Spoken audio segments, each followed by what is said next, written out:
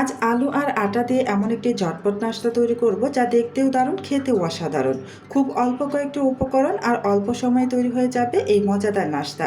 ভিডিওটি একদম শেষ পর্যন্ত দেখবেন, কারণ শেষে একটি ছোট কৌশল শেয়ার করব, যেটি অনুসরণ করলে নাস্তা হবে আরও সুন্দর, ফুলে উঠবে দারুণভাবে এবং হবে মুচমুচে। চলুন শুরু করা যাক। প্রথমে একটি বাটির মধ্যে আমি ছোট বাটি মেপে 2 বাটি পরিমাণ আটা নিয়ে নিলাম। দিয়ে দিলাম স্বাদ অনুসারে লবণ আর 1 চা চামচ পরিমাণ চিনি দিয়ে দিয়েছি।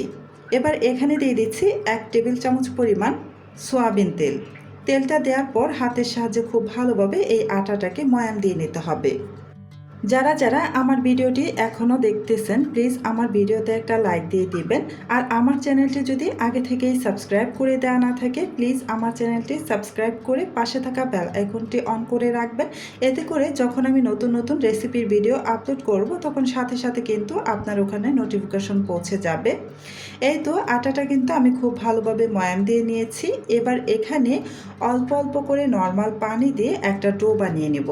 আমরা নর্মালি রুটি পরোটা বানানোর জন্য যেই রকম ডোটা বানিয়ে থাকি, ঠিক সেভাবেই কিন্তু ডোটা বানিয়ে নিতে হবে। খুব বেশি শক্ত বা একদম নরম হবে না। এই তো আমি অল্প অল্প করে পানি দিয়ে একটা ডো বানিয়ে নিচ্ছি। একবারে কিন্তু অনেকটা পানি দিয়ে দিবেন না, এতে করে কিন্তু পানির পরিমাণটা বেশি হয়ে যেতে পারে, এতে কিন্তু ডোটা পারফেক্ট হবে না।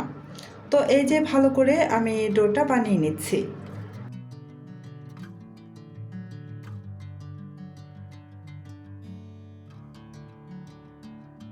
এবার হাতের মধ্যে সামান্য একটু তেল নিয়ে আমি এই ডোটাকে খুব ভালো করে 2 থেকে 3 মিনিটের মতো মথে নেব। এতে করে এই ডোটা খুব সুন্দর মসৃণ হবে।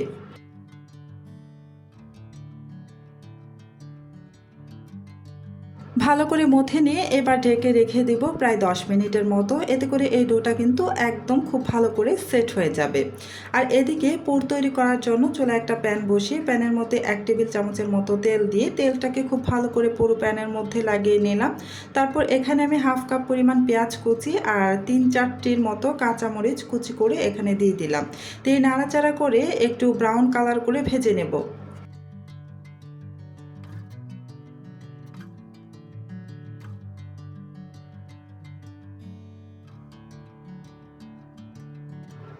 ব্রাউন কালার করে ভেজে নিয়েছি। এবার এখানে কিছু গুঁড়ো মশলা অ্যাড করব। প্রথমে মরিচের গুঁড়ো দিয়ে দিলাম হাফ চা চামচ, ধনিয়ার গুঁড়ো হাফ চা চামচ, ভাজা জিরার গুঁড়ো হাফ চা চামচ, আর গোলমরিচের গুঁড়ো দিয়ে দিচ্ছি 1 চা চামচের 3 ভাগের 1 ভাগ, আর চাট মশলা দিয়ে দিয়েছি হাফ চা চামচ পরিমাণ। এবার নাড়াচাড়া করে ভালো করে একটু মিশিয়ে নিয়ে ভেজে নেব। চুলার আঁচ কিন্তু এ পর্যায়ে একদম লো আঁচে থাকবে। যখন গুঁড়ো মশলাগুলো অ্যাড করবেন, তখন চুলার আঁচ একদম লোতে রেখে কিছুক্ষণ নেড়ে চেড়ে ভেজে নেবেন, মানে প্রায় 30 সেকেন্ডের মতো ভেজে নিয়ে তারপর এখানে এই যে আমি সিদ্ধ করে রাখা 3টি মিডিয়াম সাইজের আলু, তারপর এই যে চটকে দিয়ে দিলাম, তারপর দিয়ে দিয়েছি স্বাদ অনুসারে লবণ। এখন খুব ভালো করে নাড়াচাড়া করে বেশ কিছুক্ষণ সময় ধরে এই আলুটাকে ভেজে নেব। এই আলুটাকে প্রায় 3 থেকে 4 মিনিট সময় ধরে ভেজে নিতে হবে। চুলার আঁচ কিন্তু মিডিয়ামে রাখতে হবে। চুলার আঁচ মিডিয়ামে রেখে 3 থেকে 4 মিনিটের মতো এই আলুর পুরটাকে খুব ভালো করে নেড়েচেড়ে মিশিয়ে নিয়ে, মানে ভাজা ভাজা করে নেব। আলুটাকে যত ভালো করে ভাজা ভাজা করে নেবেন, ততই কিন্তু এই পুরটা খেতে ভালো লাগবে। পুরটা কিন্তু আমার রেডি হয়ে গিয়েছে। এবার নামিয়ে একটু ছড়িয়ে দিচ্ছি, যাতে করে খুব দ্রুত ঠান্ডা হয়ে যায়। আলুর পুরটা একদম ঠান্ডা করে তারপর কিন্তু নাস্তাটা বানাতে হবে। আলুর পুরটা ওদিকে ঠান্ডা হতে থাক, আর এদিকে আমি যে ডোটা বানিয়ে রেস্টে রেখে দিয়েছিলাম, এই ডোটা দেখুন একদম কত সুন্দরভাবে সেট হয়ে গিয়েছে আর একদম মসৃণ সফট হয়ে গিয়েছে। এবার আরও কিছুক্ষণ ডোটাকে একটু মথে নেব। মথে নিয়ে তারপর বেশ কিছু লেচি কেটে নেব। ছোট ছোট করে লেচি কেটে নিতে হবে, একদমই ছোট ছোট করে, কেননা একদম পাতলা করে এই নাস্তাগুলো বানাতে হবে। নাস্তাগুলো যত পাতলা করে বানাবেন, এই নাস্তাগুলো কিন্তু তত সুন্দরভাবে ফুলকো হবে। এই নাস্তা ফুলে ওঠার একটাই কৌশল, সেটা হচ্ছে নাস্তাগুলো পাতলা করে বানিয়ে নিতে হবে। তো যদি মোটা করে বানান, তাহলে কিন্তু খুব সুন্দরভাবে ফুলকো হবে না, ফুলতে চাইবে না। অনেক সময় দেখা যায় ফুলতে চায় না মোটা করে বানালে। তো একটি ছোট লেচি নিয়ে আমি একটি ছোট সাইজের একটি রুটি বেলে নেব, আর একদম পাতলা করে বেলে নেব।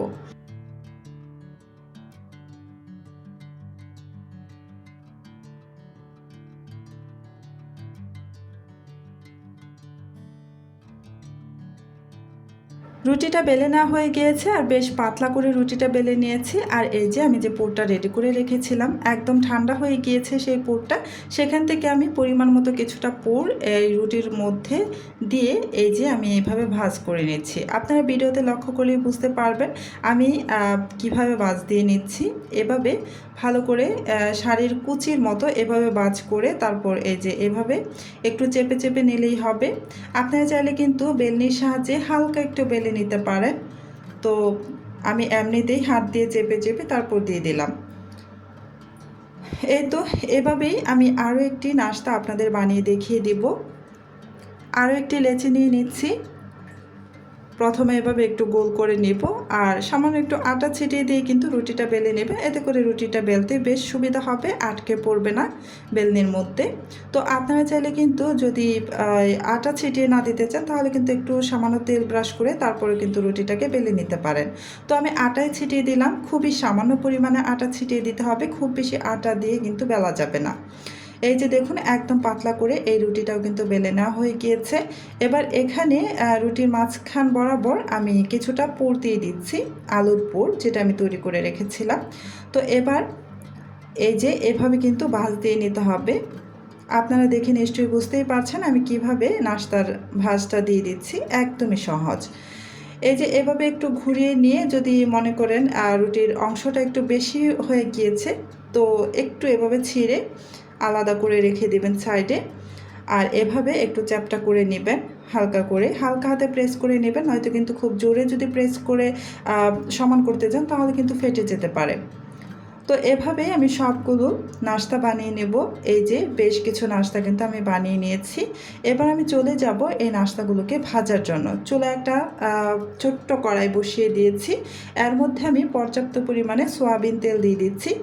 তো বেশ খানিকটা তেল দিয়ে দিচ্ছে কারণ আমি এখানে ডুবো তেলে নাস্তাটা ভেজে নেব। তো এই নাস্তাটা ভাজার জন্য কিন্তু তেলটা খুব বেশি আঁচে গরম করবেন না, মিডিয়াম আঁচে কিন্তু তেলটাকে গরম করবেন। আর খুব বেশি গরম হলে তারপর কিন্তু তেলে ছাড়া যাবে না। যখন কিছুটা গরম হয়ে যাবে তখনই কিন্তু নাস্তা একটা ছেড়ে দিতে হবে। আর যে আমি একটা নাস্তা ছেড়ে দিয়েছি আর এই যে এভাবে হালকা করে একটু চেপে চেপে ভেজে নিচ্ছে আর খুব সুন্দরভাবে কিন্তু নাস্তাটা ফুলে উঠতেছে, আপনারা দেখে নিশ্চয়ই বুঝতেই পারতেছেন। তো চামচের সাহায্যে আমি একটু নাস্তাটাকে ডুবিয়ে দেওয়ার চেষ্টা করছি, এতে করে কিন্তু নাস্তাটা বেশ সুন্দরভাবে ফুলে ওঠে। এটাও কিন্তু আরও একটা কৌশল নাস্তা ফুলে ওঠার জন্য। যখন নাস্তা তেলের মধ্যে দিবেন তখন চামচ দিয়ে হালকা চাপ দিয়ে নেবেন, মানে তেলের মধ্যে ডুবিয়ে নিতে চেষ্টা করবেন, সেক্ষেত্রে কিন্তু নাস্তাটা খুব সুন্দরভাবে ফুলে ওঠে খুব সহজেই। তো একটি নাস্তা আমার ভেজে নেওয়া হয়ে গিয়েছে, আমি বাকি আরও একটি নাস্তা আপনাদের ভেজে দেখিয়ে দিচ্ছি। এই যে এই নাস্তাটা কিন্তু খুব সুন্দরভাবে ফুলে উঠেছে। তো এই নাস্তাটাকেও আমি উঠিয়ে নিচ্ছি। সেমভাবে আমি সবগুলো নাস্তাই ভেজে নেব। দেখতেই পাচ্ছেন আমি সেমভাবে সবগুলো নাস্তা কিন্তু ভেজে নিয়েছি অফ ক্যামেরায়। তো বন্ধুরা আজকের আলু আর আটা দিয়ে তৈরি এই ঝটপট নাস্তার রেসিপিটি আপনাদের কেমন লাগলো অবশ্যই কমেন্ট করে জানাবেন। যদি রেসিপিটি ভালো লেগে থাকে তাহলে ভিডিওটিতে একটি লাইক দিয়ে আমাকে উৎসাহিত করবেন। আপনার একটি লাইক এবং একটি কমেন্ট আমাদের নতুন নতুন রেসিপি নিয়ে আসার অনুপ্রেরণা দেয়। আর এখনও যদি আমার চ্যানেলটি সাবস্ক্রাইব করে দেওয়া না থাকে তাহলে অবশ্যই সাবস্ক্রাইব করে পাশে থাকা বেল আইকনটি অন করে রাখবেন। এতে করে যখন আমি নতুন নতুন রেসিপির ভিডিও আপলোড করব তখন সাথে সাথে আপনার ওখানে নোটিফিকেশন পৌঁছে যাবে। তো আজকের মতো এখানে শেষ করছি। আল্লাহ হাফেজ।